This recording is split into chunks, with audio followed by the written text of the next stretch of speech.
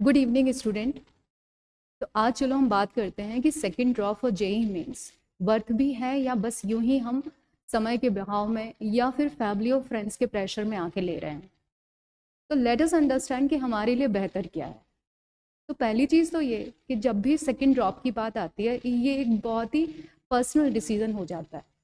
ये यस भी होता है और नो भी होता है। तो पहले बात करते हैं कि पुराने समय में क्यों सेकंड ड्रॉप इतना कॉमन हुआ करता था। तो उसका रीज़न जैसे मैंने बोर्ड पे लिख रखा है कि लो करियर ऑप्शंस थे पहले, लेस अपॉर्चुनिटी भी थी एंड लिमिटेड इन्फॉर्मेशन उनके पास थी। तो हमारे पास बचता सिर्फ इंजीनियरिंग था या मेडिकल था। तो देयर वॉज हाई चांसेस कि भाई सेकेंड ड्रॉप लेके और दोबारा से इंजीनियरिंग कर लेते हैं या मेडिकल में चले जाते हैं। बट आज का समय दूसरा है। आज का समय एआई जनरेशन आ चुकी है, बहुत सारे स्टार्टअप शुरू हो चुके हैं। तो इसलिए बहुत ही ध्यान से ये चूज़ करना होता है कि हमें लेना है सेकेंड ड्रॉप या नहीं। तो आई वुड से कि इसके दोनों आंसर हैं और ये आपके ही डिसीजन हो सकते हैं। अगर तुम यस की तरफ जा रहे हो तो जस्ट मेक श्योर दैट कि तुम में अगर एनफ विल पावर है करने की कि मेरे को करके ही दिखाना है, या मेरा लास्ट ईयर जो फोकस खराब हुआ था उस फोकस को मैं अच्छा कर सकता हूँ और PYQs करूँगा और मॉक टेस्ट करूँगा। मतलब कर भी सकती हैं, लड़कियों के लिए भी हैं। अगर ये अपनी मिस्टेक्स को एनालाइज करने की क्षमता है और आप ठीक से कर सकते हो और इंजीनियर बनने के लिए बहुत ही स्ट्रॉन्ग डेडिकेशन है, तो ही आप यस की तरफ जाइए and then you have a good opportunity IIT और NIT में। लेकिन वहीं पे अगर UPSC एंड कैट जाना है तो you know need for the such special branch. तो वो स्पेशल नॉर्मल ब्रांच के लिए आप नॉर्मल जो आपको बिना सेकेंड ड्रॉप लिए भी अगर कोई अपॉर्चुनिटी मिलती है तो आप इसकी तरफ जा सकते हो। अब यहाँ पे नो आंसर किसके लिए है?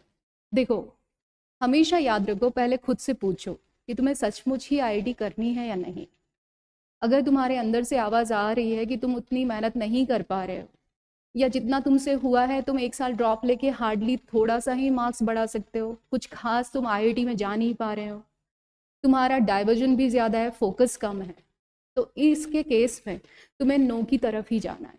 मतलब ये मेरा सोचना है, बाकी डिसीजन तो आपको ही लेना है। तो नो की तरफ जाना चाहिए।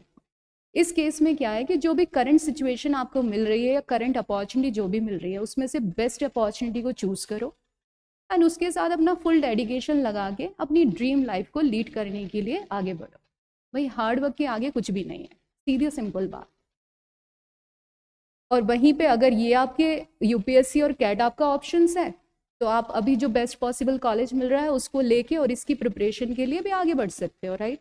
कोई ब्रांच का भी ऐसा इशू नहीं है। पार्शियल ड्रॉप आई सजेस्ट कि नहीं लेना चाहिए, क्योंकि भाई पार्शियल ड्रॉप कुछ भी काम करो बहुत ही डेडिकेशन से और मन लगा के करना चाहिए। पार्शियल में आप बीच में हो जाते हो, कहाँ जाएं, कभी डिग्री करें या फिर है ना JEE पे फोकस करें। तो इस तरह की चीज़ों को आई सजेस्ट कि इसको ड्रॉप आउट कर दो। जो भी करना है बहुत अच्छे से करना है और बहुत बेहतरीन तरीके से करना है।